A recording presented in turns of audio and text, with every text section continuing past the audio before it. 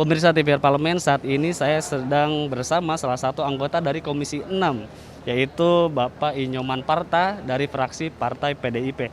Nah, tadi kita baru saja menyaksikan pidato sidang bersama MPR RI, sidang bersama DPR RI dan DPRD RI tahun 2022. Nah, baik, langsung saja nih Pak, terkait dengan HUT RI kali ini, pemerintah kan membuat tema pulih lebih cepat dan bangkit lebih kuat. Nah, kalau Bapak sendiri melihat bagaimana merefleksikan hal ini?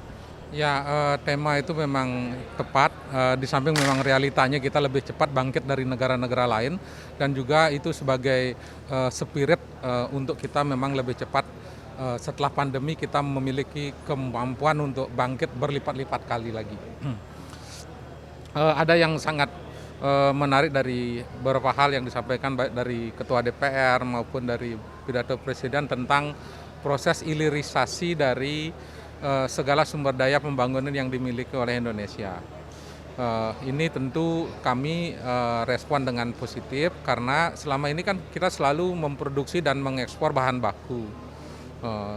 Dan dengan pidato yang tadi, penegasan tadi oleh Presiden, tentu itu sangat mengembirakan karena yang dilakukan nanti adalah proses hilirisasi sehingga tenaga kerjanya kita yang dapat, hasil pertambahan nilainya juga kita yang dapat, dan tentu akan memberikan dampak positif yang luar biasa bagi bangsa kita. Ini juga kan tadi juga Presiden sempat membahas terkait dengan dampak pandemi terhadap UMKM. Nah, kalau Bapak sendiri melihat bagaimana Pak upaya yang sudah dilakukan oleh pemerintah terhadap para pelaku UMKM? Ya, memang benar bahwa pandemi telah banyak meluluh lantahkan sendi-sendi perekonomian kita. Tetapi di sisi yang lain kita harus bersyukur justru karena pandemi banyak sekali UMKM yang bangkit. Yang awalnya tidak ada akhirnya bermunculan, yang awalnya variannya sedikit sekarang menjadi begitu banyak. Jadi luar biasa, ditambah lagi dengan peran pemerintah memberikan beberapa stimulus kebijakan yang di samping lebih mudah mengakses modal maupun dari sisi perizinan itu memberikan ruang yang sangat bagus untuk tumbuh berkembangnya para UMKM kita. Ini masih banyak juga nih Pak para pelaku UMKM kita yang belum mendapatkan akses permodalan gitu Pak. Nah, kalau Bapak sendiri melihat transformasi apa yang harus dilakukan oleh pemerintah?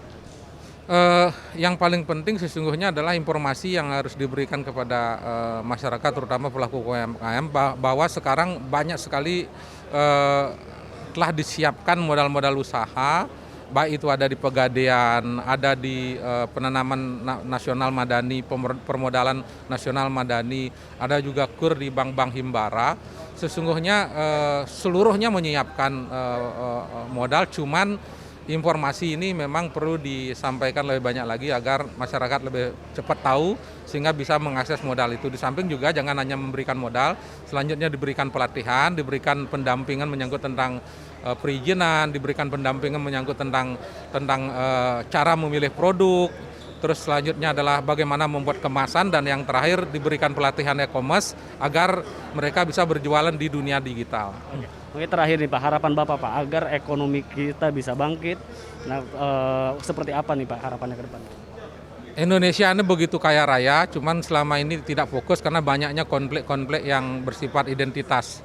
Oleh karena itu kami agar kita cepat maju, Indonesia cepat maju, bangkit kembali, hentikan politik identitas, dan jangan lagi bertempur urusan-urusan hal yang tidak penting, apalagi berkait dengan urusan SARA. Terima kasih ya.